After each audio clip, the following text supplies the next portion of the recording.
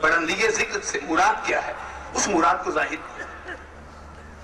فرماتے ہیں جعلت ذکرک ذکری فمن ذکرک ذکرنی۔ ابھی تو بات صرف یہ ہو رہی تھی کہ یہ محبوب ہم نے تمہارے ذکر کو اپنے ذکر کے ساتھ خاص کیا، یعنی جہاں تمہارا ذکر ہو وہاں میرا ذکر ہو، جہاں میرا ذکر ہو وہاں تمہارا ذکر ہو۔ مگر یہاں بات کچھ اور ہے، جعلت ذکرک ذکری، ہم نے تمہارے ذکر کو ہی اپنا ذکر کر دیا۔ آپ خیال کرتے چلیں، تمہارا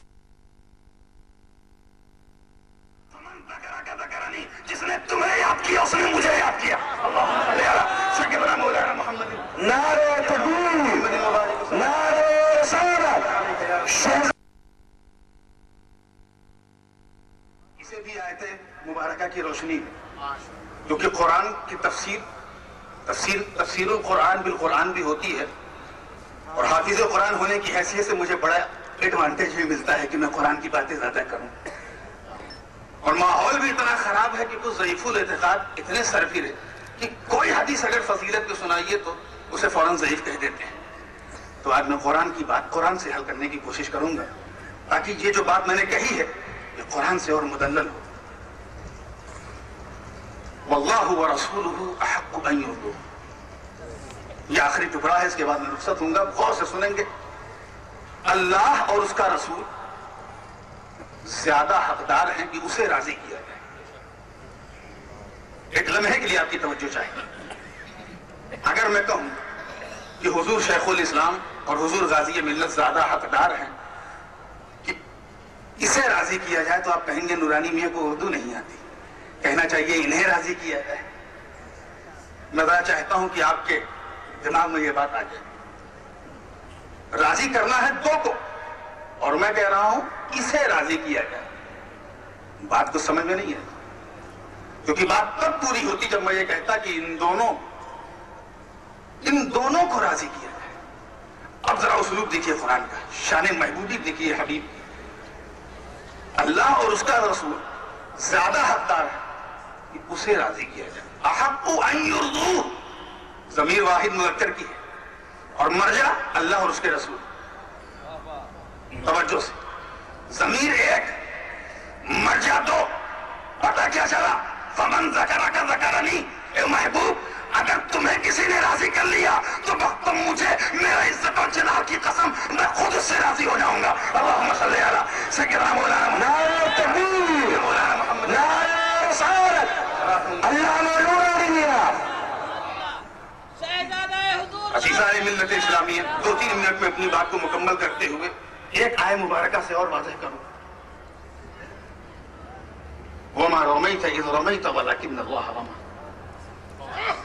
واقعہ کیا ہے تقریباً سبھی جانتے ہیں، مگر کہنا میں کیا چاہتا ہوں، اس میں بھی آپ دیکھیں وہی رنگ آپ کو ملے گا۔ پھینکا کس نے؟ دیکھا کس نے؟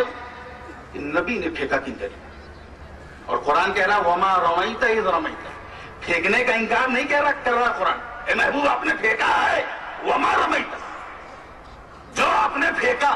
کچھ لوگ کہہ دیتے ہیں کہ نبی نے پھینکا نہیں بلکہ خدا نے پھینکا، میں اس سے متفق نہیں، پھینکا نبی نے، خود قرآن کہہ رہا ہے وَمَا رَمَيْتَ إِذْ رَمَيْتَ، یعنی اے محبوب جو آپ نے پھینکا، إِذْ رَمَيْتَ آپ نے پھینکا، وَلَكِنَّ اللَّهَ، وہ آپ نے نہیں بلکہ خدا نے۔ تو نبی کے پھینکنے کا انکار نہیں، پھینکا تو نبی نے، اس نے اس چیز کو إِذْ رَمَيْتَ نے واضح کیا، نہیں پھینکا جو آپ نے پھینکا۔ ذرا اسلوب دیکھیں، محبوب نہیں پھینکا جو آپ نے پھینکا، مگر اللہ نے پھینکا۔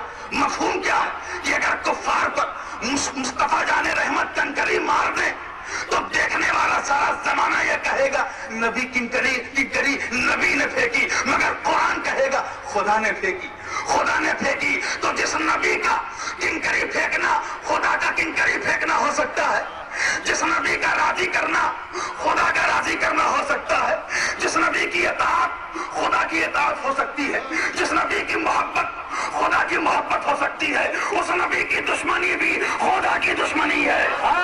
تکبیر، نعرہ رسالت، فیضان محدث اعظم ہند۔ سبحان اللہ، سبحان اللہ۔ سیدنا محمد محمد وعلی آل سیدنا محمد مبارک وسلم. کچھ مفسرین نے رفعت ذکر نسبت کا بھی قول کیا ہے.